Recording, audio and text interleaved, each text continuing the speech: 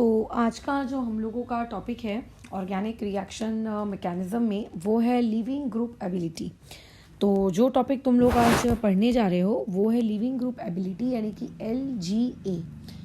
इस टॉपिक की शुरुआत करने से पहले जो आपने 10वीं कक्षा में एक सिंगल डिस्प्लेसमेंट रिएक्शन केमिस्ट्री में आप पढ़ते थे, या फिर मैं ये कहूँ कि डिस्प्लेसमेंट रिएक्शन जो आप केमिस्ट्री में पढ़ते थे उसको हम क्या कर लेते हैं, रिकॉल कर लेते हैं कि आखिर क्या है आप लोगों का ये लिविंग ग्रुप एबिलिटी। अगर तुमको वो समझ में आता है जो 10th क्लास में तुमने पढ़ा था, तो डेफिनेटली तुमको अभी जो चीज़ पढ़ाई जा रही है ये भी समझ में आएगी ही आएगी, क्योंकि ऐसा कुछ कठिन जैसी चीज़ यहाँ पर है। देखो, मान लेते हैं आप लोगों ने कोई एक मेटल ले लिया है, जैसे कि आपके पास है Ag, ठीक है। अच्छा, और उसके बाद आप क्या कहोगे कि बाजू में आपके पास एक सॉल्ट है, लेट्स से आपके पास NaCl का आपके पास सॉल्ट है, और आप चाहते हो कि प्रोडक्ट बने। तो तुम खुद बताओ, जब तुम 10th स्टैंडर्ड में थे, ऑब्वियसली सभी ने 10th पास करके ही आगे आए हो, तो क्या ये रिएक्शन पॉसिबल होती थी क्या? ऑब्वियसली नहीं। ये वाली जो रिएक्शन है ये पॉसिबल नहीं होती, क्योंकि अगर Ag सोडियम को डिस्प्लेस करने जाएगा तो रिएक्टिविटी सीरीज में जो आपका सोडियम होता है उसकी रिएक्टिविटी बहुत ज़्यादा होती है एज़ कंपेयर टू Ag। या फिर मैं दूसरी भाषा में ये कहूँ कि जिसका काम था अटैक करना, ठीक है, Ag को क्या करना था, सोडियम को हटाना था।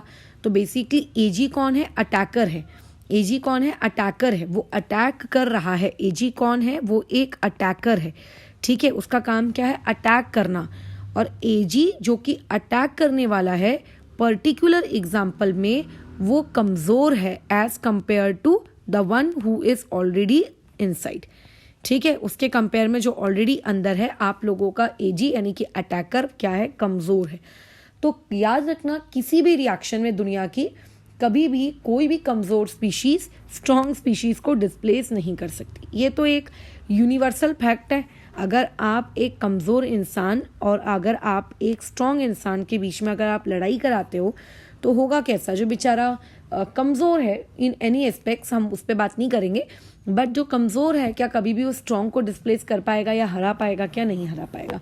सो देयरफॉर यू कैन को रिलेट इट विथ कि जो चीज़ जितनी कमज़ोर होगी, ठीक है, जो जितनी कमज़ोर होगी वो उतनी स्ट्रॉन्ग वाले को डिस्प्लेस नहीं करा सकती। यानी कि यहाँ पे इस पर्टिकुलर चीज़ का आंसर आएगा नो रिएक्शन, ठीक है, इस पर्टिकुलर चीज़ का रिएक्शन आंसर आएगा नो रिएक्शन।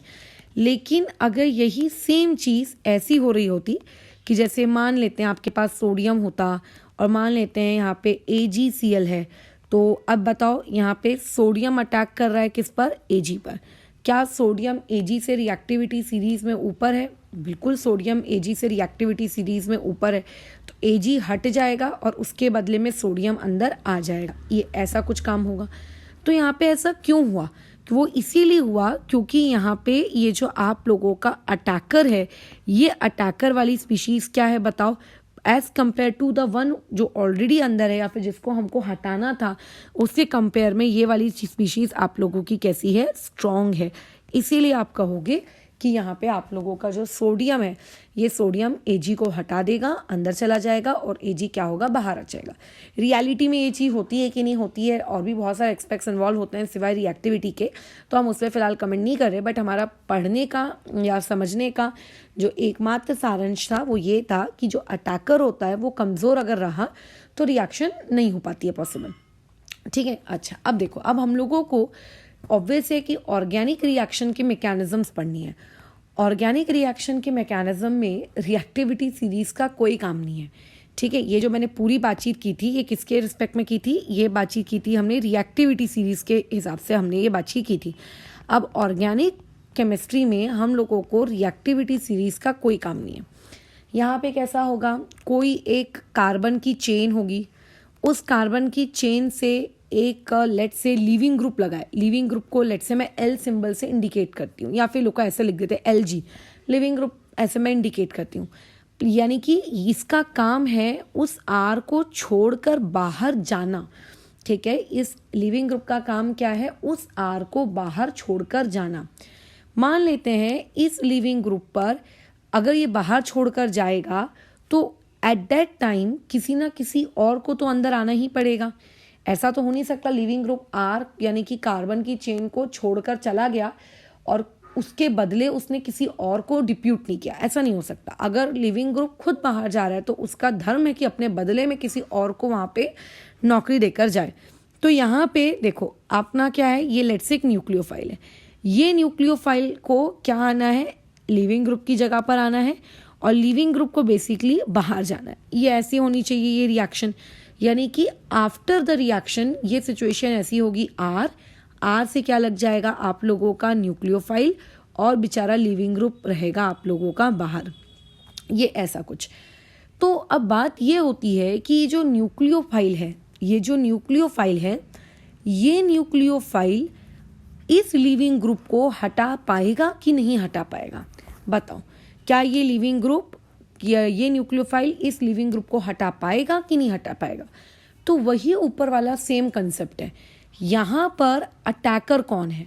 यहाँ पे अटैकर है आप लोगों का न्यूक्लियोफाइल, ठीक है। जैसा कि ऊपर मैंने तुमको बताया कि जो अटैक करता है वो अटैक करने वाली स्पीशीज कैसी होनी चाहिए, ताकतवर होनी चाहिए, है ना। अटैक करने वाली स्पीशीज कैसी होनी चाहिए, ताकतवर होनी चाहिए। अगर न्यूक्लियोफाइल ताकतवर है as compare to leaving group तो ये रिएक्शन हो जाएगी, ठीक है। अगर आपका न्यूक्लियोफाइल यानी कि अटैक करने वाला अगर ताकतवर है as compare to leaving group तो ये रिएक्शन हो जाएगी, खुशी खुशी ये रिएक्शन आगे की तरफ जाएगी। समझ लो ये बात, खुशी खुशी ये रिएक्शन कहाँ जाएगी, आगे की तरफ जाएगी अगर न्यूक्लियोफाइल ताकतवर है। बट यहाँ पे जैसे मैं ये बोल रही हूँ, अगर मैं यहाँ पे लिख भी देती हूँ, अगर आप लोगों का न्यूक्लियोफाइल ठीक है ताकतवर है, स्ट्रॉन्ग है, ठीक है, तो लिविंग ग्रुप हटेगा, तो लिविंग ग्रुप हट जाएगा, ठीक है, वो हट जाएगा। बट बात ये है कि ताकत हम यहाँ पे किस सेंस में बोल रहे हैं। जैसे ऊपर की बातचीत में मेरी ताकत का मतलब हुआ करता था रिएक्टिविटी सीरीज को आप देखो और रिएक्टिविटी सीरीज के अकॉर्डिंग आप कैसा है चीज़ों को बताओ। बट यहाँ पे ताकत का मतलब क्या है, किस सेंस में हम ये ताकत वर्ड का इस्तेमाल कर रहे हैं। तो ये देखो यहाँ पे अगर मैं कह रही हूँ कि मेरा जो न्यूक्लियोफाइल है वो स्ट्रॉन्ग है, तो यहाँ पे बेसिकली स्ट्रॉन्ग का मतलब होता है बेसिसिटी, ठीक है, या फिर बेसिक नेचर। यहाँ पे स्ट्रॉन्ग का मतलब क्या होता है, बेसिक नेचर। क्या तुम लोगों ने बेसिक नेचर पढ़ा है, एसिडिटी, बेसिसिटी, न्यूक्लियोफिलिसिटी पढ़े हो ना, बस। तो अगर आपका न्यूक्लियोफाइल ज़्यादा बेसिक है एज कंपेयर टू आप लोगों का लिविंग ग्रुप तो ये रिएक्शन पॉसिबल है। तो इनडायरेक्टली अगर ये रिएक्शन न्यूक्लियोफाइल एक लिविंग ग्रुप को उसकी जगह से तभी हटा पाता है जब आप लोगों का बेसिक नेचर, ठीक है, बेसिक नेचर किस चीज़ का, आपके न्यूक्लियोफाइल का क्या होता है, ज़्यादा होता है as compare to what, basic nature और व्हाट आप लोगों का लिविंग ग्रुप। तो आप जैसे रिएक्टिविटी सीरीज 10th क्लास में आप यूज़ करते थे और रिएक्टिविटी सीरीज को देखकर आप बताते थे कि ये वाली चीज़ as compare to that other one कम रिएक्टिव है, ज़्यादा रिएक्टिव है, तो ये रिएक्शन आगे जाएगी, ये रिएक्शन आगे नहीं जाएगी। यहाँ पे आपको रिएक्टिविटी सीरीज नहीं देखनी है, बट हाँ उन दोनों लोगों की बेसिसिटी कंपेयर करनी है। क्या तुमको बेसिसिटी कंपेयर करना सिखाया गया है? बिल्कुल, हमने ऑलमोस्ट अपने 3 क्लासेस बेसिसिटी को लेकर समर्पित की है ना। तो बेसिसिटी को लेकर आप इस चीज़ को क्या कर सकते हो, कंपेयर कर सकते हो। या फिर देखो एक दूसरा तरीका भी होता है, लोग इन दोनों तरीकों को यूज़ करते हैं। दूसरा तरीका भी बहुत सिंपल है, ऐसा कुछ कठिन नहीं है, बट हाँ उसके लिए थोड़ी सी बुद्धि का प्रयोग करना पड़ता है। देखो हमने जब बेसिसिटी टॉपिक पढ़ा था तब हमको ये चीज़ बताई गई थी, हमने ये चीज़ सीखी थी कि किसी भी स्पीशीज़ की जो बेसिक नेचर होता है वो इन्वर्सली प्रोपोर्शनल होता है किस बात के, स्टेबिलिटी के। स्टेबिलिटी किसकी, ऑफ अनायन, ठीक है, स्टेबिलिटी किसकी, ऑफ अनायन। यानी कि आपका जो अनायन है वो जितना ज़्यादा स्टेबल होगा उसका बेसिक नेचर उतना ही कम होगा।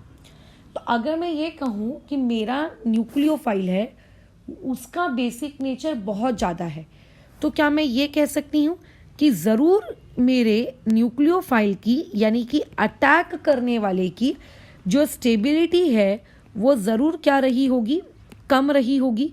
किसके कंपेयर में कम रही होगी, as compare to stability of आप लोगों का क्या, लिविंग ग्रुप, है ना। लिविंग ग्रुप की स्टेबिलिटी के कंपेयर में न्यूक्लियोफाइल की स्टेबिलिटी क्या रही होगी, कम रही होगी। तो इस तरीके से भी बातचीत आप कर सकते हो। अगर आपको बेसिक नेचर नहीं कंपेयर करना है कि आप स्टेबिलिटी के अकॉर्डिंग जज कर लो, दोनों वैसे सेम ही चीज़ें हैं, हम लोग इस चीज़ को ऑलरेडी डिस्कस कर चुके हैं। दोनों के बीच में इन्वर्स का रिलेशनशिप होता है पुराने लेक्चर्स में। अगर भूल गए हो तो पुराने कॉपी के नोट्स एक बार रिवाइज कर लेना, राइट। तो इस तरीके से भी बातचीत कर सकते हो। तो अब वो टीचर टू टीचर वेरी करता है, स्टूडेंट टू स्टूडेंट वेरी करता है कि वो चीज़ों को किस तरीके से याद रखता है।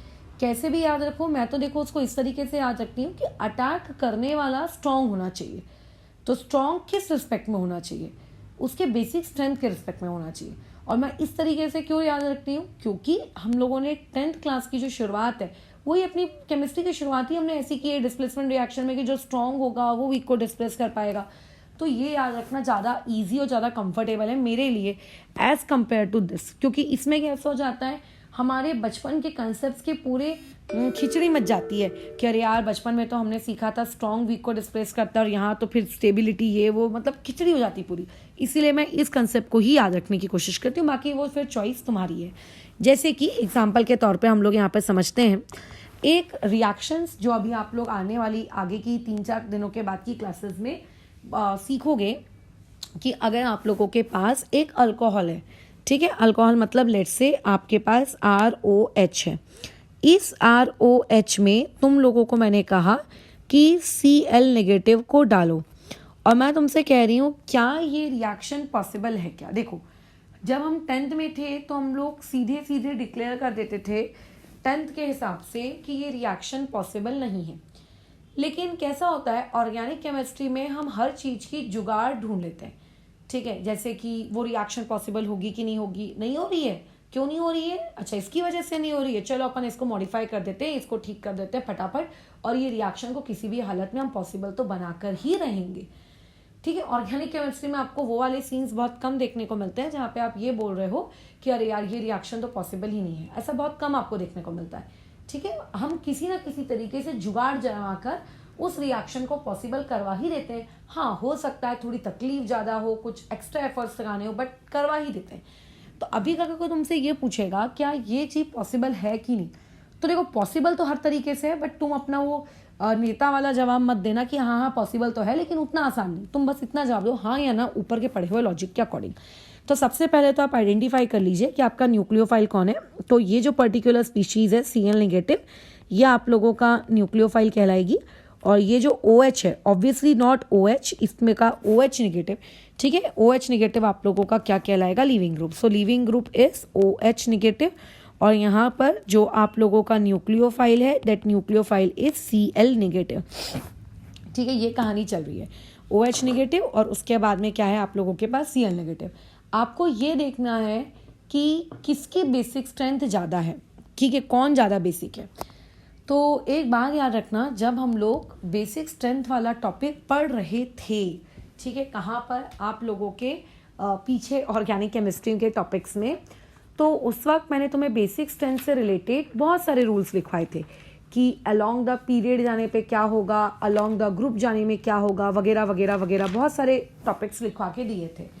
तो उसमें जैसे अगर मैं तुमसे पूछूंगी कि इन दोनों में किसकी बेसिक स्ट्रेंथ ज़्यादा है, अब तुम उसमें हो जाओगे कंफ्यूज। मान लेते हैं कि नहीं यार समझ ही नहीं आ रहा है किसकी बेसिक स्ट्रेंथ ज़्यादा है किसकी बेसिक स्ट्रेंथ कमज़ोर है, क्योंकि ना तो ये ग्रुप वाले लोग हैं एक, ना तो ये पीरियड वाले लोग हैं, फिर अब क्या करें। बेसिक स्ट्रेंथ वाले काम मामले में आप क्या हो गए, अटक गए, आप हो गए अटक गए।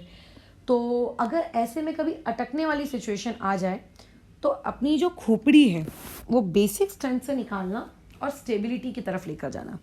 इनमें चेक करो कौन ज़्यादा स्टेबल है, जस्ट चेक करो कि कौन ज़्यादा स्टेबल है, Cl नेगेटिव ज़्यादा स्टेबल होगा कि OH नेगेटिव ज़्यादा स्टेबल होगा। तो अब यहाँ पे बहुत सारे स्टूडेंट से मिस्टेक होती है। मिस्टेक ये होती है कि वो लोगों के अकॉर्डिंग जो OH नेगेटिव होता है इसकी स्टेबिलिटी ज़्यादा होती है एज़ कम्पेयर टू आपके Cl नेगेटिव। बट ये जो चीज़ है ना ये गलत है, ठीक है, ये गलत है, ऐसा नहीं होता। ऐसा वैसे उन्हें लगता क्यों है, ऐसा क्यों लगता है उन्हें, क्योंकि उनके दिमाग के कोने में कहीं तो ये चीज़ फिट होती है, ठीक है, कि O की इलेक्ट्रोनेगेटिविटी ज़्यादा है as compare to Cl, so therefore वो अपने ऊपर नेगेटिव चार्ज को ज़्यादा बेहतरीन तरीके से संभाल के रख सकता है, ये उनके दिमाग में फिट होता है, ठीक है। तो अब ऐसे में ये भी सही है, बट ये वाला जो रूल है ये आप तभी लगाओगे जब आप अलोंग द पीरियड मूव कर रहे हो। क्या ये अलोंग द पीरियड वाले लोग हैं क्या? नहीं, एक सेकेंड पीरियड का है, ठीक है, और दूसरा थर्ड पीरियड का है।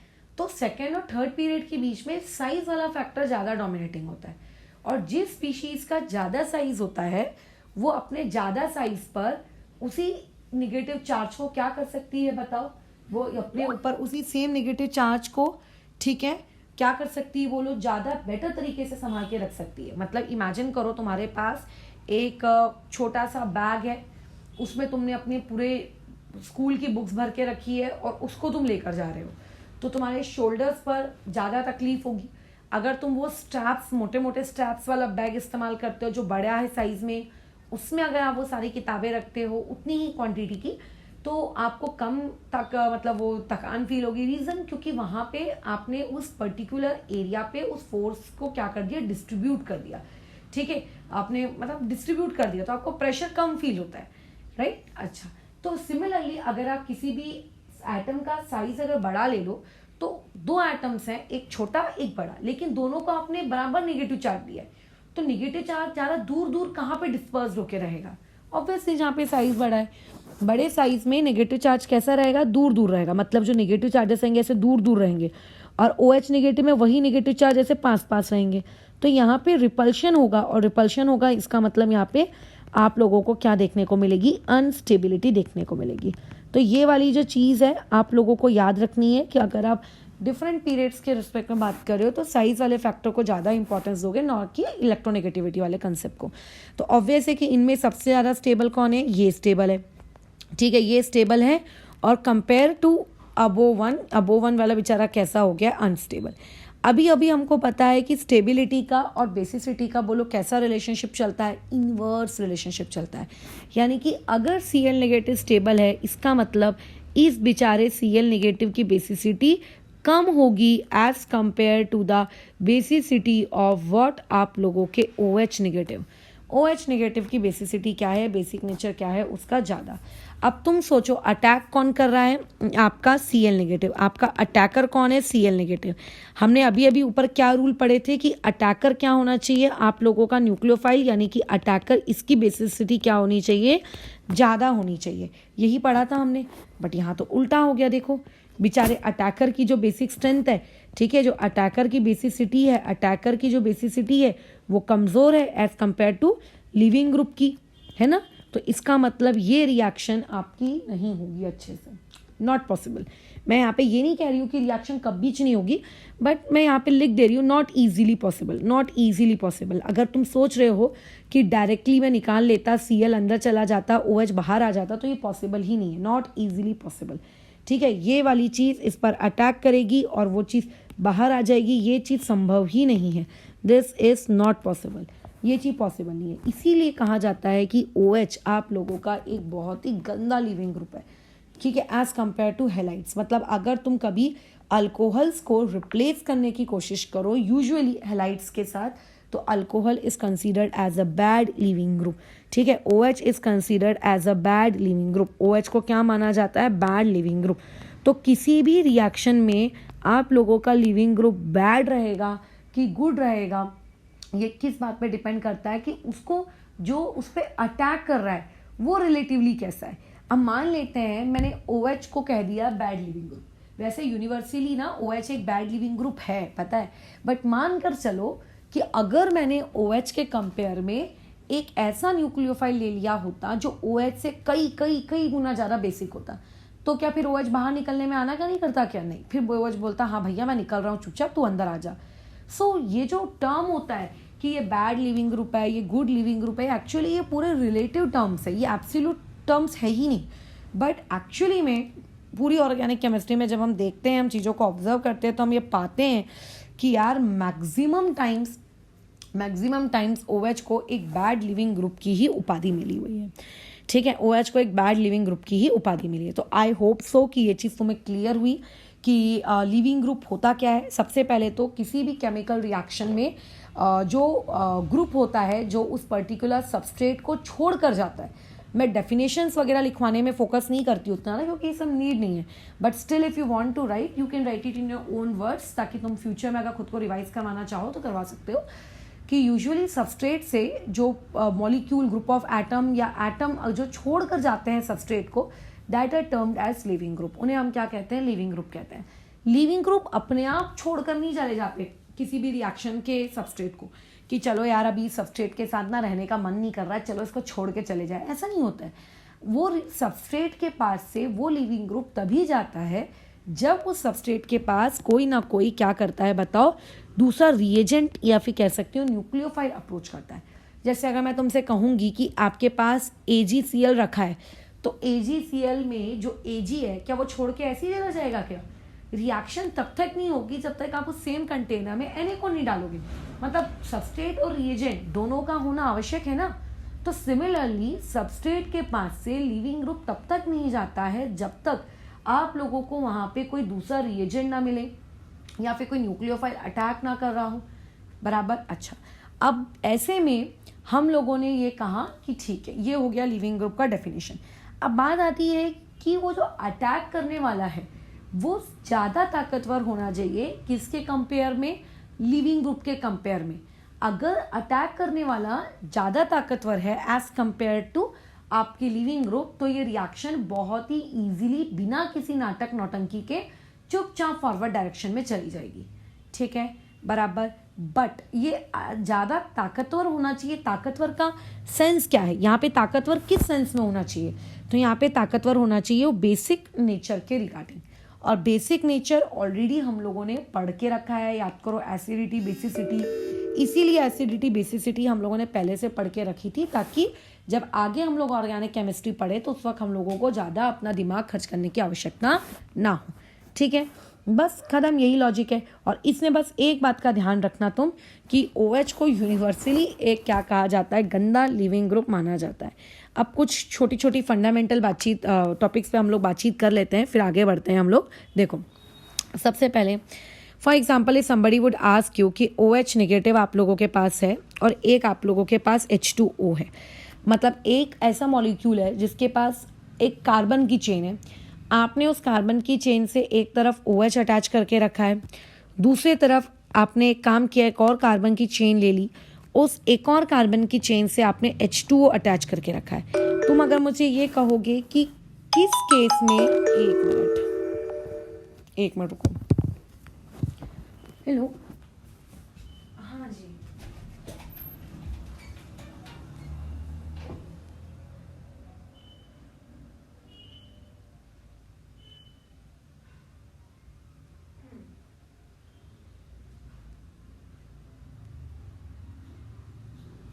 अच्छा, मतलब FSI मतलब, अच्छा,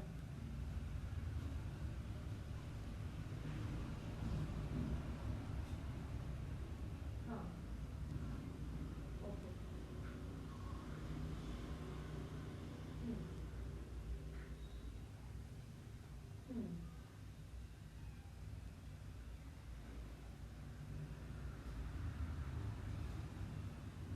अच्छा। तो लेकिन 90s के दौरान में ग्राम पंचायत में क्या मतलब FSI वगैरह का कोई नियम तो मेरे हिसाब से नहीं होता था ना?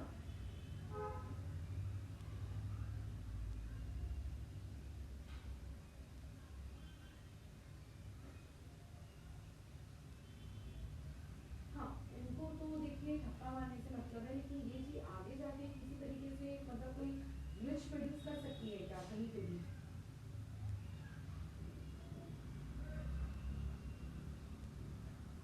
हाँ, अच्छा अच्छा।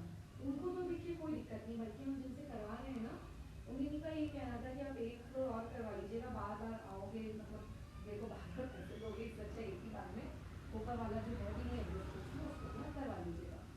तो हाँ, हाँ,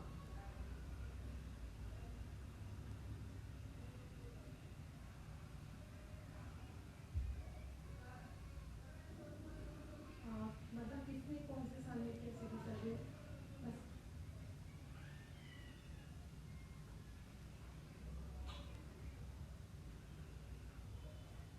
हाँ हाँ,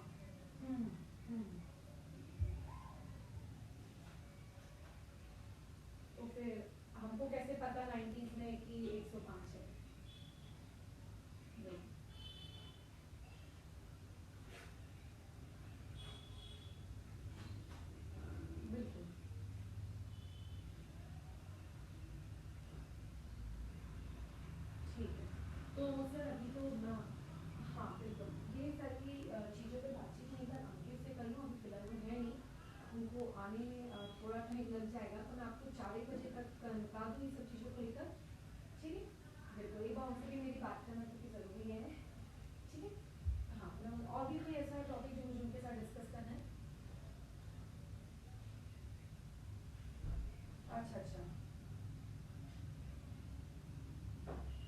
हम्म।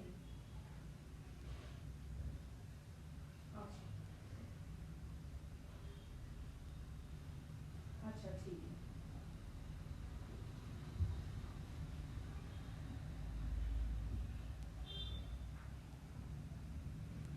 अच्छा बिल्कुल बिल्कुल बिल्कुल, मैं एक, हाँ हाँ ठीक है, तो मैं एक बार अंकित से आज बात कर लेती हूँ, मैं आपको शाम को 4 बजे तक आऊँगी। Thank you. ठीक है, तो कंटिन्यू करते हैं। तो याद रखना, अगर इस तरीके का आपको कभी दिख रहा है कि कार्बन चेन से आपने OH नेगेटिव को अटैच किया है और कार्बन चेन से आपने H2O को अटैच किया है, और आप बोल रहे हो कि कौन अपनी कार्बन चेन को जल्दी छोड़कर भागेगा, ठीक है, कौन अपनी कार्बन चेन को जल्दी छोड़कर भागेगा, तो ध्यान रखना, जो अपने सबस्ट्रेट को, ठीक है, जो अपने सबस्ट्रेट को जल्दी छोड़कर भाग जाता है वो बेटर लिविंग ग्रुप कहलाता है। ठीक है, जो अपने सबस्ट्रेट को जल्दी, ठीक है, जल्दी छोड़कर चला जाता है, अब हिंदी खराब, इसको ठीक कर लेना, छोड़कर चला जाता है, वो बेटर लिविंग ग्रुप होता है। चला जाता है, ठीक है, वो बेटर लिविंग ग्रुप है, वो अच्छा लिविंग ग्रुप होता है।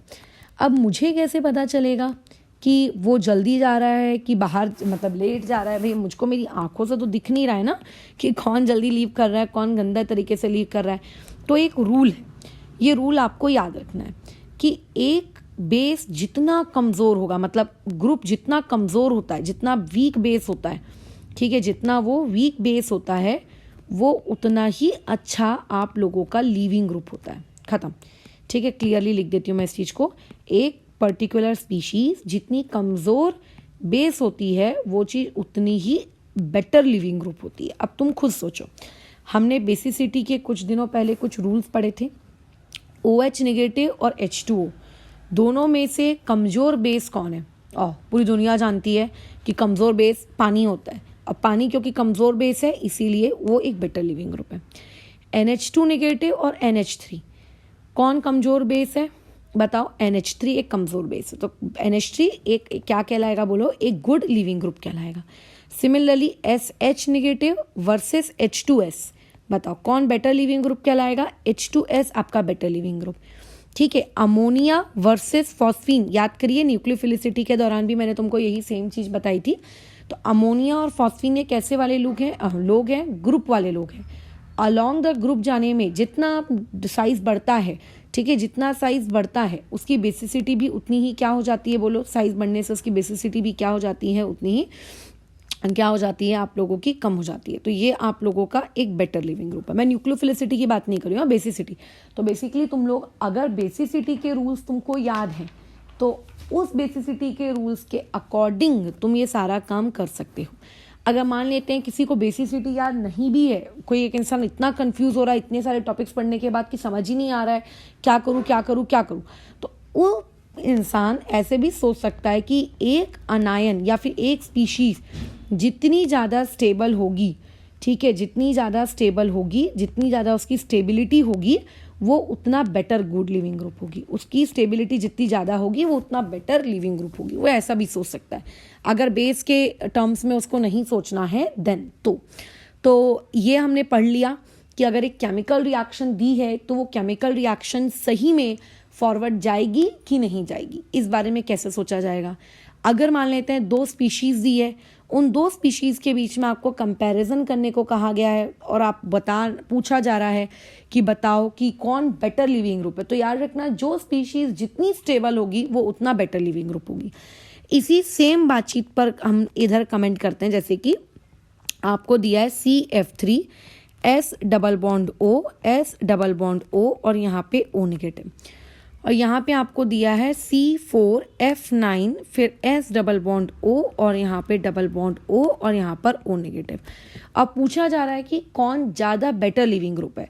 देखा जाए ना तो दोनों ही अपने आप में बहुत अच्छे बेटर, एकदम धुरंधर लिविंग ग्रुप हैं ये दोनों। दिखने में इतने बल्कि लगते हैं बट है बहुत ही बढ़िया लिविंग ग्रुप।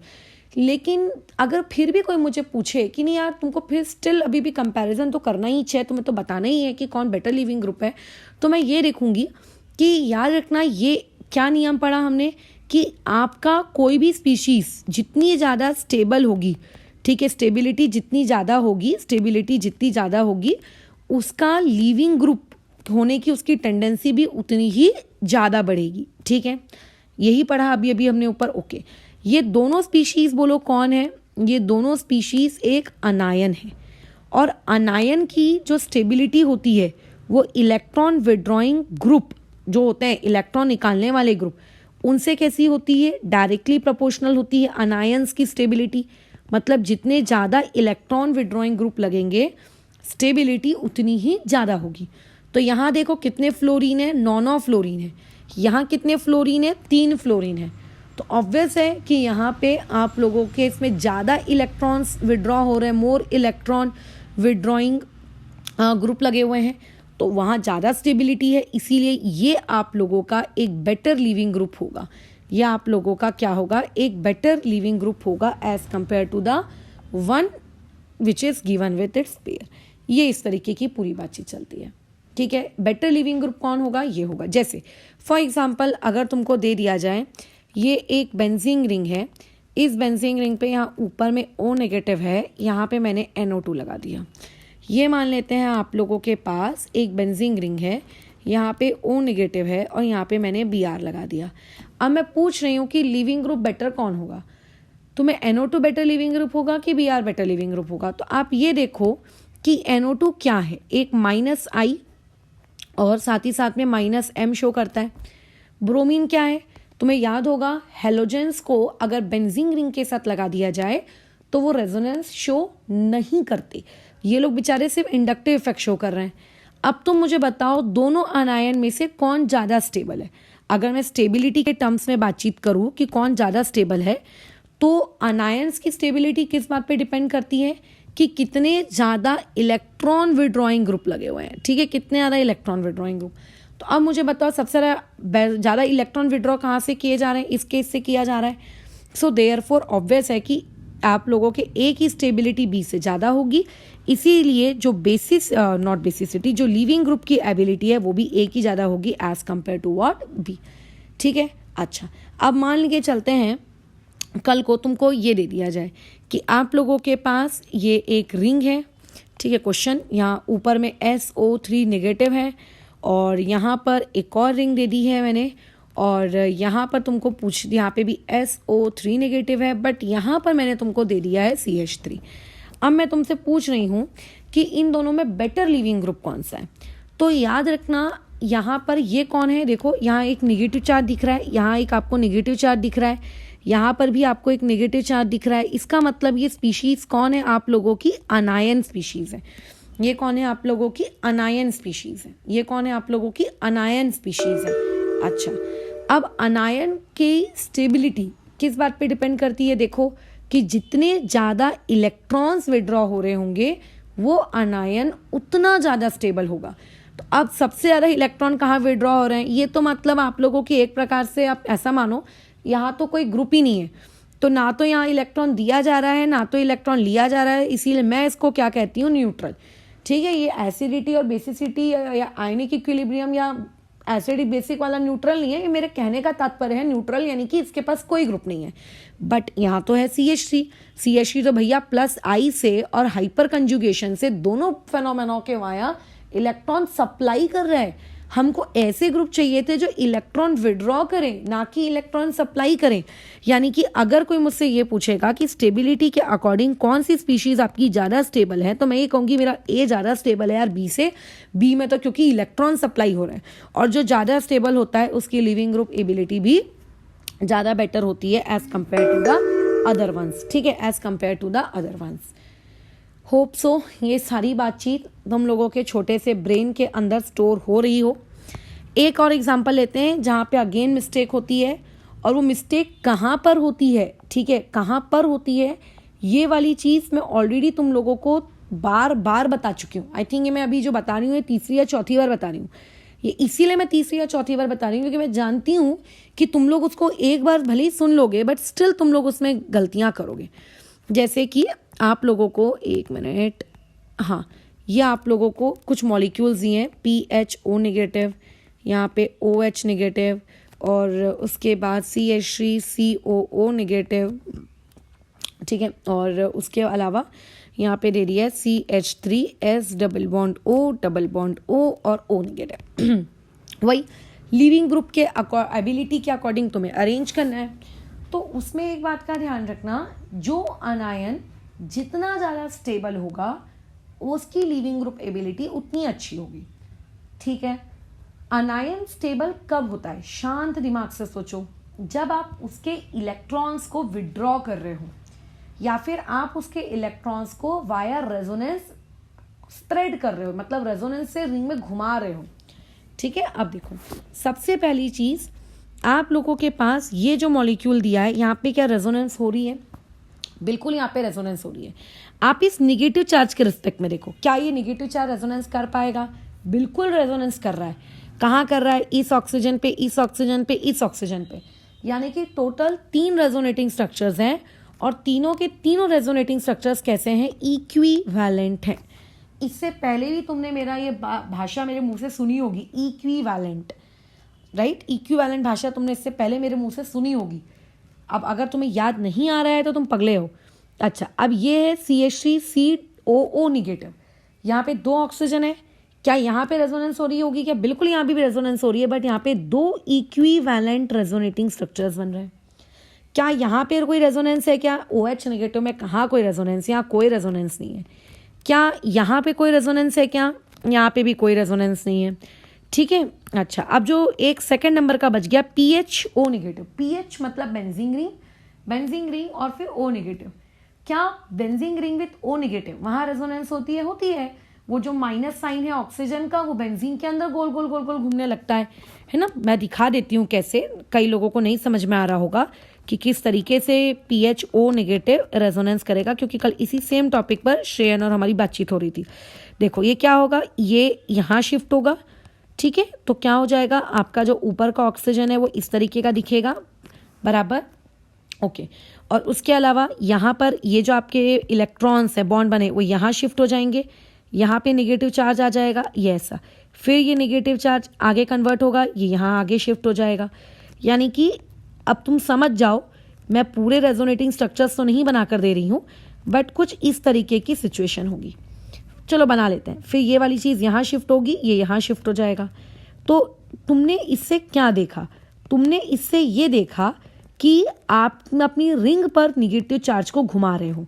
आप अपनी रिंग पर निगेटिव चार्ज को क्या कर रहे हो? बोलो, घुमा रहे हो। इसी को तो रेजोनेंस कहते हैं, या इसी को तो डीलोकलाइजेशन कहते हैं। डीलोकलाइजेशन ऑफ इलेक्ट्रॉन्स, यानी कि इलेक्ट्रॉन्स को घुमा रहे हो तुम, ठीक है। उसके चक्री घुमा रहे हो, उसको चक्कर लगा रहे हो उसके, तो आप तो उसको इसी को तो डीलोकलाइजेशन कहते हो। मैं ये नहीं कह रही हूँ कि इलेक्ट्रॉन दिया, इलेक्ट्रॉन लिया, वो सब सोच ही नहीं रही हूँ। इलेक्ट्रॉन्स क्या एक एटम से दूसरे एटम पे घूम रहा है? क्या? हाँ, घूम रहा है। क्या वहाँ पे डीलोकलाइजेशन हो रही है? क्या? हाँ, हो रही है। बस इतनी बातचीत। कितने लोगों पे हो रही है? एक खुद ऑक्सीजन पे रख रहा है, एक बार इलेक्ट्रॉन खुद ऑक्सीजन पर है और बाद में वही माइनस चार्ज कितने कार्बन पर है? देखो, 3 कार्बन पे। यानी कि टोटली यहाँ पे 4 रेजोनेटिंग स्ट्रक्चर्स बनते हैं, 4, इंक्लूडिंग दी ओरिजिनल वन। कई बार मैंने कई वीडियोस में 3 भी लिखा होगा, तो उस वक्त मैंने वो ऑक्सीजन वाले को इग्नोर करके लिखा होगा, बट टोटल 4 बार यहाँ पे डीलोकलाइजेशन हो रही है। 3 कार्बन पे हो रही है, 3 बार कार्बन पे हो रही है और 1 बार ऑक्सीजन पर हो रही है, ठीक है। अब इसमें मैक्सिमम स्टूडेंट्स का सोचना ऐसा होता है, क्योंकि PHO नेगेटिव में सबसे ज़्यादा बार इलेक्ट्रॉन्स घूम रहा है, तो सबसे ज़्यादा स्टेबल स्पीशीज फिनॉक्साइड आयन होगा। बट ऐसा नहीं है, इससे पहले भी हम इस चीज टॉपिक पे बातचीत कर चुके हैं। ऐसा नहीं होता है।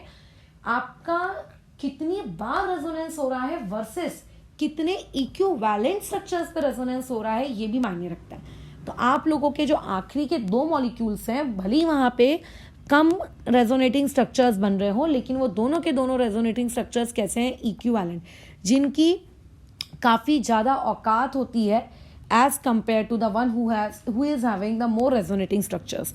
तो सबसे ज़्यादा इक्विवेलेंट रेजोनेटिंग स्ट्रक्चर्स किसके पास है? ई वाले के पास। तो ई आप लोगों का सबसे स्टेबल होगा, उससे कम स्टेबल होगा आपका डी वाला, और फिर उससे कम स्टेबल होगा आपका फिनॉक्साइड वाला। अब बचते हैं 2 लोग, दैट इज ANC, जिनमें कोई रेजोनेंस नहीं हो रही। तो अब ए और सी में कोई रेजोनेंस तो नहीं हो रही है, तो ऑब्वियसली ये सबसे लीस्ट स्टेबल होंगे। बट जो ए वाला है इस पे लगा हुआ है आईटी, सॉरी ईटी, ईटी मतलब इथाइल, इथाइल यानी कि 2 कार्बन की चेन। तो ये तो प्लस आई से उस ऑक्सीजन को इलेक्ट्रॉन दे रही है कि जा भैया इलेक्ट्रॉन लेकर जा लेकर जा लेकर जा। तो ये उसके क्या कर रही है, ये उसकी स्टेबिलिटी को और घटा रही है। तो ऑब्वियस है कि OH negative would be better than आप लोगों का ए, ये इस तरीके से। और यही उन लोगों की लिविंग ग्रुप की एबिलिटी का ऑर्डर भी है। तो अगर कल को आपको मॉलिक्यूल दिया जाए तो आपको पता लगाना हो कि कौन एक बेटर लिविंग ग्रुप है और कौन एक बेटर लिविंग ग्रुप नहीं है, तो अपना दिमाग है, जो अपनी खोपड़ी है, वो कैसे चलाना, आप ये देखना कि उनमें से सबसे स्टेबल कौन है, ठीक है। और जो सबसे ज़्यादा स्टेबल होगा उसके अकॉर्डिंग आप कर लेना काम। कई बार कैसा होता है, स्टेबिलिटी से समझ में नहीं आ रहा होता है तो बेसिसिटी के रिस्पेक्ट में सोच, लेकिन ज़्यादा इधर उधर का सोचने से ना एक इंसान को कंफ्यूजन हाथ में लगती है। तो थोड़े कंसेप्ट को टाइम टू टाइम रिवाइज करते रहना। जैसे अगर ये बात पता है कि जो जितना ज़्यादा स्टेबल होता है उसका लिविंग ग्रुप उतना बेटर होता है, और मान लेते हैं कल को तुम्हें किसी की स्टेबिलिटी छोड़ो, डायरेक्ट किसी की बेसिसिटी का ही ऑर्डर याद है, मान लो याद है पहले से, जैसे हमको पता रहता है वो फ्लिपिंग वाला नाइट्रोजन वर्सेस नॉन फ्लिपिंग वाला नाइट्रोजन, उसमें स्टेबिलिटी वेबिलिटी कहाँ पता रहती है, उसमें तो डायरेक्ट हमें बेसिसिटी पता रहती है कि फ्लिपिंग वाले की बेसिसिटी कम होती है as compare to non flipping वाला। तो फिर ऐसे में स्टेबिलिटी तो पता नहीं है बट बेसिसिटी पता है। तो अब बेसिसिटी के अकॉर्डिंग अगर लिविंग ग्रुप को अरेंज कर रहे हो तो इस बात का ख्याल रखना कि जितना गंदा बेस होगा वो उतना अच्छा लिविंग ग्रुप होगा, ठीक है। ये इनवर्स वाला जो गेम है ना, इसको खेलते वक्त सावधानी बरतना, पता चले जो जितना ज्यादा अच्छा बेस है उसको तुमने उतना अच्छा लिविंग ग्रुप घोषित कर दिया है, ऐसा मत करना, ठीक है। तो ये पूरा लिविंग ग्रुप के बारे में एक छोटी सी कहानी थी। अब इस छोटी सी कहानी को हम लोग समाप्त करते हैं, बट कुछ अच्छे अपनी दुनिया के सबसे अच्छे गुड लिविंग ग्रुप्स के बारे में जानकर, ठीक है, अपनी दुनिया के बारे में जो सबसे गुड लिविंग ग्रुप है उसके बारे में हम लोग जानकर। ऐसे तो देखो बहुत सारे आप लोगों की लाइफ में गुड लिविंग ग्रुप्स होते हैं, बट एक लिविंग ग्रुप को बहुत ही गुड कहा जाता है, बहुत ही ज़्यादा गुड कहा जाता है, दैट इज टॉसिलेट, ठीक है, टॉसाइलेट आयन।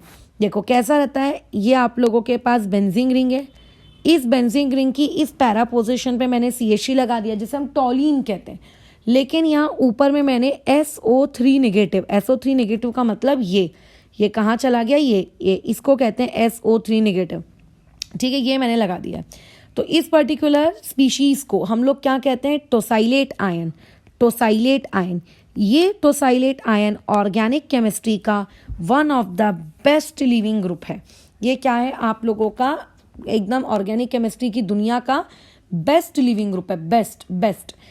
अब ज़रूरी नहीं है कि यही इकलौता बेस्ट होगा, ठीक है, इसके अलावा इससे भी बेस्ट वाले लोग और हैं, इससे भी ज़्यादा बेस्ट वाले हैं, इससे भी बेस्ट वाले लोग और हैं, ठीक है, इससे भी बेस्ट वाले लोग और हैं। जैसे कि अगर मैं SO3 निगेटिव लगा दूं और यहाँ पे अगर मैं ब्रोमीन लगा दूं तो ये ब्रोमीन उससे भी बेस्ट है। क्यों? क्योंकि ब्रोमीन क्या कर रहा है, -I से इलेक्ट्रॉन विड्रॉ कर रहा है ना, और ये तो +I और हाइपर कॉन्जुगेशन से इलेक्ट्रॉन दे रहा है।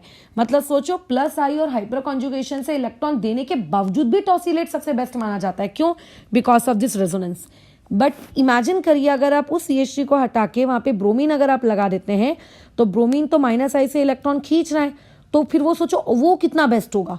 और ब्रोमीन को हटा के अगर तुम वहाँ पे NO2 लगा दो, क्योंकि NO2 क्या करता है, -R से और आपके -I से दोनों तरीके से इलेक्ट्रॉन खींचता है, तो फिर सोचो वो और कितना ज़्यादा बेस्ट होगा, ठीक है। टॉसिलेट बहुत बेस्ट होता है, लेकिन +I और हाइपर कंजुगेशन शो करने के बावजूद बहुत बेस्ट होता है। लेकिन अगर आप उसी टॉसिलेट में Br लगा दो, NO2 लगा दो, तो फिर आप क्या कहोगे कि वो और बेस्ट होते जाएंगे। बस बात यह है कि अगर आपने NO2 लगा दिया है तो आप उसको कहते हो नॉसिलेट, जो कि अच्छा नाम है। फिर अगर ब्रोमीन लगा दिया है तो उसको कहते हो ब्रोमाइलेट, ये ऐसे इनके नाम रखे जाते हैं। बट ज़्यादातर आप लोगों को टॉसिलेट ही मिलेगा। आपको टॉसिलेट क्या होता है ये पता होना चाहिए, ठीक है। शॉर्ट फॉर्म में इसको T स्मॉल s से इंडिकेट करते हैं। कई बार ऑर्गेनिक केमिस्ट्री में तुम देखोगे TSCl, तो कई लोगों को तो पता ही नहीं होता है TS क्या होता है। उनको लगता है कि पीरियोडिक टेबल का कोई एक एलिमेंट है, तो पीरियोडिक टेबल का वो एलिमेंट नहीं है भैया, वो ये आपका पर्टिकुलरली ग्रुप है, ये पर्टिकुलर ग्रुप है, ठीक है। मैनी टाइम्स तुम क्या देखोगे, TSCl के साथ तुम्हारा एनकाउंटर होगा। तुम इस THCl को देखोगे तो रियलिटी में देखो THCl किसे कहा जाता है, ये बेंजीन रिंग, यहाँ पे CH3, यहाँ पे S डबल बॉन्ड O, ये O नेगेटिव बराबर, यहाँ पे आप लोगों का होता है ना O नेगेटिव, और यहीं पे इस पर्टिकुलर चीज़ से आप लोगों का फिर जुड़ा हुआ होता है Cl बराबर। ये इतना हम लोगों को खोपड़ी नहीं चलानी है, यहाँ पे Cl, बस ये आप लोगों को ध्यान रखना है। अब एक बात ध्यान रखना कि इसी तरीके से जैसे मैंने ये कहा कि आप लोगों के ऑर्गेनिक केमिस्ट्री में टॉसिलेट को बेस्ट लिविंग ग्रुप कहा जाता है, वैसे ही ऑर्गेनिक केमिस्ट्री में यदि किसी रिएक्शन में से N2 पॉजिटिव अगर आपको दिख रहा है, N2 पॉजिटिव अगर आपको कहीं किसी ग्रुप मतलब किसी चेन से अटैच दिख रहा है, तो N2 पॉजिटिव को भी एक गुड लिविंग ग्रुप कहा जाता है। क्यों इसे गुड लिविंग ग्रुप कहा जाता है? क्योंकि जब वो N2 पॉजिटिव निकल जाता है बाहर, सो आफ्टर लीविंग वो बन जाता है N2, ठीक है। निकल जाने के बाद वो क्या बन जाता है? N2 यानी कि नाइट्रोजन गैस। अब तुम तो जानते हो नाइट्रोजन गैस के कितने बेनिफिट, 10वीं कक्षा में पढ़ा था। चिप्स पैकेट के अंदर नाइट्रोजन गैस को भरा जाता है क्योंकि वो बहुत ही अच्छी इनर्ट गैस है बराबर। अच्छा, इसके अलावा नाइट्रोजन में ट्रिपल बॉन्ड होते हैं तो थर्मोडायनेमिकली वो बहुत स्टेबल है और बहुत अच्छा है। इसके अलावा वो गैसियस स्टेट में होता है तो प्रोडक्ट से बहुत ही आसानी से बाहर चला जाता है। तो बहुत सारे फायदे होते हैं यार नाइट्रोजन के, तो इसीलिए नाइट्रोजन को ऑर्गेनिक केमिस्ट्री की दुनिया का बेस्ट लिविंग ग्रुप कहा जाता है, ठीक है। ये क्या होता है आपका बहुत ही स्टेबल स्पीशीज है, स्टेबल होता है N2, इसीलिए इसको बेस्ट लिविंग ग्रुप कहा जाता है। सिमिलरली अगर कहीं आपको किसी ग्रुप से इस तरीके की चीज़ अटैच हुई दिख रही है, H2O पॉजिटिव अगर आपको अटैच हुआ दिख रहा है, तो इसको भी गुड लिविंग ग्रुप कहा जाता है। क्यों गुड लिविंग ग्रुप कहा जाता है? क्योंकि आफ्टर लिविंग मतलब जब वो वहाँ से उस चेन को छोड़कर चला जाएगा तो वो बन जाता है H2O में, और H2O एक न्यूट्रल स्पीशीज है तो ऑब्वियसली वो तो अच्छा खासा स्टेबल हो गई, और सब पूरी दुनिया जानती है पानी कितना स्टेबल है। लेकिन अगर कंपैरिजन करना पूछे कि अगर आपको ऑप्शन दिया जाए कि between nitrogen and between H2O कौन ज़्यादा बेटर लिविंग होगा, तो हम नाइट्रोजन को ज़्यादा बेटर लिविंग ग्रुप कहते हैं। वो उसके बहुत सारे रीजंस हैं। पहला रीज़न तो थर्मोडायनेमिक एक्सपेक्ट में भी है कि नाइट्रोजन में 3 ट्रिपल बॉन्ड पाए जाते हैं, थर्मोडायनेमिक रीज़न है ट्रिपल बॉन्ड वाला। दूसरा रीज़न होता है एंट्रोपी वाला, जो हम लोग जब थर्मोडायनेमिक्स पढ़ेंगे तब देखेंगे कि एंट्रोपी वर्ड क्या होता है, बट ये सारे रीजंस वहाँ पर मौजूद होते हैं, ठीक है। अच्छा, अब लेकिन कैसा होता है कि हर बार ऑर्गेनिक केमिस्ट्री में आप लोगों को क्या है अच्छे लिविंग ग्रुप मिले ऐसा ज़रूरी नहीं होता। आपको कई बार केमिकल रिएक्शंस में गंदे लिविंग ग्रुप मिलते हैं। जैसे वन ऑफ द गंदा लिविंग ग्रुप पूरी ऑर्गेनिक केमिस्ट्री का जो है वर्स्ट लिविंग ग्रुप है वो है अल्कोहल। अल्कोहल आपकी पूरी ऑर्गेनिक केमिस्ट्री का वर्स्ट लिविंग ग्रुप है। अगर आपको इस अल्कोहल को हटाना है तो अल्कोहल को हटाना इतना आसान नहीं होता। आपको क्या करना पड़ता है? H पॉजिटिव सप्लाई करना पड़ता है। H पॉजिटिव मतलब आप एसिड लेते हो H2SO4, उस H2SO4 के अंदर से H पॉजिटिव क्रिएट करवाते हो और फिर वो H पॉजिटिव जाता है और उस H पॉजिटिव और उस अल्कोहल के बीच में रिएक्शन होती है। कैसे होती है अभी हम इसी सेम चैप्टर में आगे के टॉपिक्स में पढ़ेंगे, प्रोटोनेशन ऑफ अल्कोहल वहाँ पढ़ेंगे। और जब इन दोनों के बीच में रिएक्शन होती है तो कुछ इस तरीके का आप लोगों को सामान बन के मिलता है। अभी मैंने ऊपर बताया था कि ये दुनिया का बेस्ट लिविंग ग्रुप है, यानी आपने बेसिकली अल्कोहल को कन्वर्ट कर दिया एक ऐसे पानी के मॉलिक्यूल में जिस पे ऑक्सीजन पे पॉजिटिव चार्ज है, और ऑक्सीजन फटाक, ये बहुत अच्छा लिविंग ग्रुप है। ये तुरंत क्या करेगा? H2O के फॉर्मेट में बाहर चला जाएगा और R के ऊपर इस तरीके का पॉजिटिव छोड़ जाएगा। ये रिएक्शन कैसे होती है ये हम लोग अभी आगे डिटेल मैकेनिज्म के साथ पढ़ेंगे, इसके बहुत सारे एग्जांपल्स करेंगे। फिर बाद में तुम लोगों को इतना ऐसा लगने लगेगा अरे वाह ये तो कितना आसान काम है, कितना प्यारा काम है, राइट। लेकिन फिलहाल के लिए याद रखना, अल्कोहल को कभी भी अगर आपको निकालना है तो उसको निकालने का एक ही तरीका होता है, H2SO4 या फिर एसिड से H प्लस प्रोवाइड कर दिया जाए ताकि वो किस में कन्वर्ट हो जाए, इस फॉर्म में कन्वर्ट हो जाए जो कि एक गुड लिविंग ग्रुप है, और फिर हम बाहर निकाल सके। बट ज़रूरी नहीं है कि आप हमेशा एसिड की ही मदद लोगे। अब एसिड की मदद के अलावा हम TSCl टोसाइल क्लोराइड इसकी भी मदद ले सकते हैं। अभी मैं ट्रिक बता रही हूँ, मैं मैकेनिज्म नहीं बता रही हूँ। ऑर्गेनिक रिएक्शंस में आप हर चीज़ की मैकेनिज्म आप पढ़ो समझो, ऐसा ज़रूरी नहीं होता है। आपको कभी कभी कुछ चीज़ों को ट्रिकी तरीक़ों से भी याद करना पड़ता है। जैसे कि यहाँ पे ट्रिकी तरीका ये है, O को हटा लो, Cl को H को हटा लो, Cl को हटा लो, तो ये चीज़ बाहर जाके क्या हो जाएगी, माइनस ऑफ HCl। अच्छा, जो चीज़ बचेगी वो क्या, R रहेगा, R के साथ O रहेगा, O के साथ क्या जुड़ जाएगा, TS। R रहेगा, O रहेगा, उसके साथ क्या जुड़ जाएगा, TS। और अगर O और TS जुड़ गया तो भैया ये दुनिया का वेरी गुड लिविंग ग्रुप है। और फिर अब इस OTS को बाहर निकालना कोई बड़ी बात नहीं, ये निकल जाएगा आसानी से। सिमिलरली आप लोगों के पास होते हैं एक और दुनिया के वर्स्ट लिविंग ग्रुप, और वो मतलब वर्स्ट तो नहीं कहेंगे, बट एक और लिविंग ग्रुप होता है अमाइंस। अमाइंस वाले लोगों को भी ना बाहर निकलना ज़्यादा अच्छा नहीं लगता है।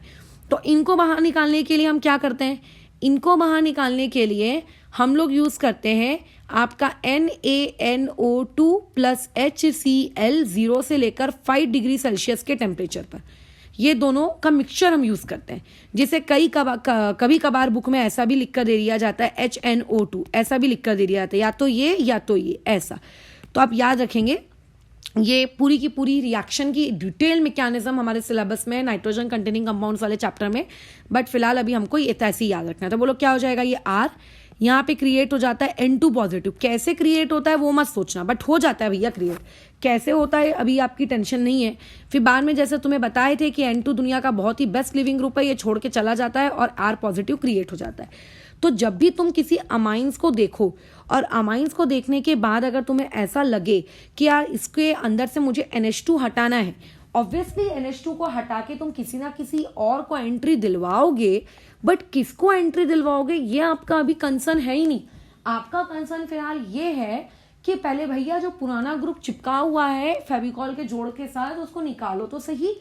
तो NH2 से अगर NH2 को निकालना होता है तो NH2 को निकालने के लिए आप क्या करते हो, उसको NaNO2 प्लस HCl के साथ ट्रीट करते हो ताकि N2 पॉजिटिव क्रिएट हो, और फिर उस N2 पॉजिटिव को आप निकाल कर फिर बाहर N2 के फॉर्मेट में ले जाते हो। ठीक है, ये पूरी कहानी रहती है, ये पूरी की पूरी कहानी रहती है। कैसे वो N2 पॉजिटिव बना वो अभी फिलहाल हम नहीं सोच रहे। और फिर जब एक बार R पॉजिटिव क्रिएट हो जाता है तो इस R पॉजिटिव से जिस न्यूक्लियोफाइल को तुम्हें अटैच कराना है तुम कराओ, जो करना है करो, और नया न्यूक्लियोफाइल पुराना न्यूक्लियोफाइल जोड़ते बैठो। लेकिन अभी फिलहाल हम लोग ऐसा नहीं सोच रहे। अच्छा, अब इसके अलावा देखो, क्लास को एंड करते हैं। फिलहाल अभी हम लोग एक आखिरी टॉपिक के साथ पढ़ाई करके, वो ये, जैसे पूरे टॉपिक के दौरान मैंने एक ही बातचीत की, वो बातचीत मैंने ये की कि हम लोग लिविंग ग्रुप को निकालेंगे और उसके बदले में एक नया ग्रुप लाएंगे। और मैंने यूजुअली बल्कि बार बार यही कहा कि नया ग्रुप एक न्यूक्लियोफाइल होगा। ऐसा ज़रूरी नहीं होता है। हम लोग, ये बात अलग है कि ज़्यादातर रिएक्शंस में न्यूक्लियोफाइल बोलकर ही इस पूरे टॉपिक को पढ़े हैं, बट ऐसा हमेशा होता है, ऐसा नहीं होता। अगर आपके पास एक कार्बन की चेन है, लेट्स से R, उससे एक लिविंग ग्रुप जुड़ा हुआ है Lg, और आप यहाँ पे एक रिएजेंट यूज़ कर रहे हो, आप यहाँ पे एक G यूज़ कर रहे हो रिएजेंट। अब जैसे कि इससे पुरानी वाली क्लास में तुमको मैंने बताई थी, रिएजेंट कुछ भी हो सकता है, न्यूक्लियोफाइल भी, इलेक्ट्रोफाइल भी। तो अपने दिमाग में ऐसा मत रखना कि हमेशा ये G एक निगेटिव होगा। हो सकता है उस रिएक्शन में आप लोगों का जो G है, वो एक न्यूक्लियोफाइल भी हो सकता है। ठीक है, वो एक न्यूक्लियोफाइल भी हो सकता है, और हो सकता है वो G आप लोगों का एक इलेक्ट्रोफाइल भी हो सकता है। ठीक है, दोनों केसेस पॉसिबल हैं कि G can be electrophile, G can be electrophile, और G कैन बी आप लोगों का न्यूक्लियोफाइल। दोनों चीज़ें पॉसिबल हैं। ठीक है, दोनों ही चीज़ें पॉसिबल हैं। तो अभी हम लोग बेसिकली इसको पढ़े हैं, इसको नहीं पढ़े हैं। ठीक है, उसको हम पढ़े हैं, इसको नहीं पढ़े, बट फिर भी याद रखना दोनों केसेस पॉसिबल होते हैं, बट मेजॉरिटी हम लोग किस चीज़ को पढ़ते हैं, इसको पढ़ते हैं। तो अगर इमेजिन करो G एक इलेक्ट्रोफाइल है तो क्या होगा, वो R और G के बीच में बॉन्ड बन जाएगा। लेकिन ऐसे केस में जब वो लिविंग ग्रुप बाहर निकलेगा तो बेचारा डेफिशिएंट बन के बाहर निकलेगा, मतलब वो अपने साथ इलेक्ट्रॉन्स लेकर नहीं आएगा। ये जो बॉन्ड्स बने हैं ना, इन दोनों बॉन्ड्स के बीच में ये जो 2 इलेक्ट्रॉन्स हैं, ये इलेक्ट्रॉन्स इस R के पास ही रह जाएंगे और Lg बाहर चला जाएगा। लेकिन अगर यही जी एक न्यूक्लियोफाइल होता तो जी बोलता कि अरे यार तुझे अपने पास इलेक्ट्रॉन रखने की जरूरत नहीं है, मैं अपने इलेक्ट्रॉन्स ला रहा हूँ बॉन्ड बनाने के लिए, तू और मैं अपना बॉन्ड बना लेंगे, वो जो इलेक्ट्रॉन्स है ना वो दे दे एलजी को दे दे, ठीक है, एलजी को दे दे। तो इन दैट केस आपका एलजी इलेक्ट्रॉन लेकर फिर बाहर निकलता। तो ऐसी सिचुएशन होती है कि हो सकता है लिविंग ग्रुप इलेक्ट्रॉन लेकर बाहर निकले और हो सकता है लिविंग ग्रुप इलेक्ट्रॉन नहीं लेकर बाहर निकले, दोनों ही केसेस पॉसिबल है। अगर रिएजेंट आपका न्यूक्लियोफाइल रहा, अगर जी एक न्यूक्लियोफाइल है तो लिविंग ग्रुप इलेक्ट्रॉन लेकर बाहर निकलेगा। क्यों? क्योंकि आर बोलेगा क्या बॉन्ड बनाने के लिए जी अपने साथ इलेक्ट्रॉन ला रहा है, मुझे हम दोनों के बीच के इन दोनों इलेक्ट्रॉन की जरूरत नहीं है, तू ले जा। लेकिन अगर यही जी आप लोगों का इलेक्ट्रोफाइल रहा तब आर बोलेगा यार अगर तू इलेक्ट्रॉन ले जाएगा तो मैं फटीचर, ऊपर से जो जी आ रहा है वो भी फटीचर, हम दोनों फटीचर लोग आपस से बॉन्ड कैसे बनाएंगे, हम दोनों ही डेफिशिएंट हैं। ना ना ना, मैं इलेक्ट्रॉन ना दूंगा, तू बिना इलेक्ट्रॉन के निकल। तो बेचारा ये जो एलजी होता है ये डेफिशिएंट होकर बाहर निकलता है, ठीक है। तो ऐसे केस में जब आप लोगों का लिविंग ग्रुप इलेक्ट्रॉन के साथ बाहर निकले तो उसको हम लोग कहते हैं न्यूक्लियोफ्यूगैलिटी, उसे हम लोग कहते हैं न्यूक्लियोफ्यूगैलिटी। एंड बेसिकली इस पूरे क्लास के दौरान आज हम लोगों ने न्यूक्लियोफ्यूगैलिटी ही पढ़ी है। लेकिन अगर कभी आप लोगों का लिविंग ग्रुप इलेक्ट्रॉन लेकर बाहर नहीं निकल रहा है then in that case it will termed as electrofugality. ये हम लोगों ने आज नहीं पढ़ा है, ना ही हम लोगों का ये उतना ज़्यादा कोई खास कंसर्न है इस टॉपिक पर। हम लोगों का ज़्यादा कंसर्न क्या है, न्यूक्लियोफ्यूगैलिटी। बस डन। यहाँ पे हम लोग अभी इस क्लास को रेस्ट करते हैं, ये टॉपिक हमारा अभी खत्म होता है। इस टॉपिक को 2 वर्ड्स में अगर तुम्हें समराइज करना हो तो क्या होगा? पहला जो मेरे दिमाग में हमेशा ये चीज़ रहेगी कि आप लोगों का जो अल्कोहल होता है OH वो दुनिया का वर्स्ट लिविंग ग्रुप है। अगर तुम चाहते हो कि अल्कोहल जैसे वर्स्ट लिविंग ग्रुप को तुम्हें निकालना है बाहर, तो निकालने के लिए तुम्हें एक ही काम करना पड़ेगा, उस अल्कोहल को गुड लिविंग ग्रुप में कन्वर्ट करना पड़ेगा। अब तुम उस गंदे अल्कोहल को गुड लिविंग ग्रुप में कैसे कन्वर्ट करोगे वो सोचो। 2 तरीके हैं। एसिड की मदद से अल्कोहल का प्रोटोनेशन करा दो, प्रोटोनेशन मतलब H पॉजिटिव दे दो उसको, ताकि वो H2O पॉजिटिव में कन्वर्ट हो जाए, और जैसे ही वो H2O पॉजिटिव में कन्वर्ट होता है वो एक गुड लिविंग ग्रुप में कन्वर्ट हो जाता है, ठीक है। या दूसरा तरीका होता है उसे टोसाइल क्लोराइड TSCl के साथ रिएक्ट कराओ। तो बेसिकली एक ट्रिक हमने देखी कि ROH का H और TSCl का क्या कहते हैं Cl निकल जाता है बाहर और बन जाता है ROTS। ROTS में जो OTS है वो बहुत अच्छा लिविंग ग्रुप है, वो तुरंत अपने मॉलिक्यूल को छोड़कर चला जाता है अच्छे बच्चों के जैसे, और एक तरीके से हम लोगों को R अकेला मिल जाता है। फिर उस अकेले R का तुम्हें जो करना है करो, उससे तुम्हें जो ग्रुप लगाना है लगाओ। पॉइंट नंबर 3, अमाइंस भी गंदे लिविंग ग्रुप में ही माने जाते हैं। अगर तुम्हें अमाइंस को किसी कार्बन की चेन से हटाना है तो उन अमाइंस को कार्बन की चेन से हटाने का एक ही तरीका होता है, क्या कि आप उसमें NaNO2 प्लस HCl का 0 से लेकर 5 डिग्री सेल्सियस के बीच के टेम्परेचर को मेंटेन करते हुए आप क्या करो, वहां पर एक मिक्सचर ऐड करो। तो वहां पे आप लोगों का जो कार्बन की चेन है उस कार्बन की चेन से कौन जुड़ जाता है, N2 पॉजिटिव। कैसे जुड़ता है ये मैकेनिज्म अभी हम लोग नहीं सीख रहे हैं, इसको टाइम है अभी सीखने में, बट ऐसा होता है।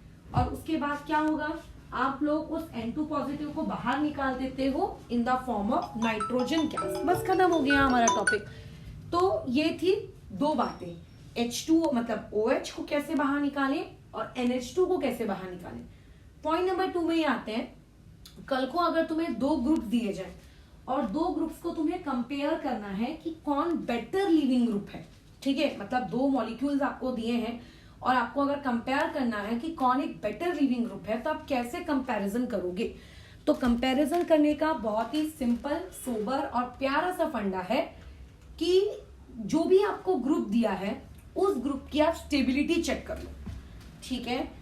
वो जितना ज्यादा स्टेबल होगा वो उतना ज्यादा बेटर लिविंग ग्रुप कहलाएगा। बस खत्म कहानी, ठीक है। जो ग्रुप जितना ज्यादा स्टेबल होगा वो उतना बेटर लिविंग ग्रुप होगा, ठीक है। अच्छा, पॉइंट नंबर 2, कई बार हम लोगों को स्टेबिलिटी समझ नहीं आ रही होती है, मतलब हमें कुछ ऐसे मॉलिक्यूल्स के आंसर्स मुंह जबानी याद होते हैं कि स्टेबिलिटी वेबिलिटी छोड़ो तो उनको बेसिसिटी तुम्हें उनकी याद होती है।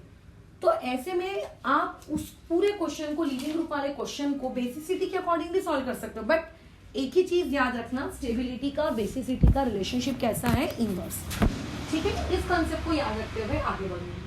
पॉइंट नंबर 3, कोई भी न्यूक्लियोफाइल किसी भी रिएक्शन के अंदर से एक लिविंग ग्रुप को तभी बाहर निकाल सकता है जब आप लोगों का वो न्यूक्लियोफाइल ज्यादा बेसिक हो एज कंपेयर टू आप लोगों के लिविंग ग्रुप। अगर लिविंग ग्रुप की अपेक्षा आपका वो जो न्यूक्लियोफाइल है वो कम बेसिक है, तो वो कभी भी आपके उस लिविंग ग्रुप को विड्रॉ करने की ताकत या क्षमता अपने अंदर नहीं रखेगा। ये कुछ पॉइंट्स है, बस यहाँ पे हम लोगों का ये टॉपिक जो है लिविंग ग्रुप एबिलिटी ये खत्म होता है।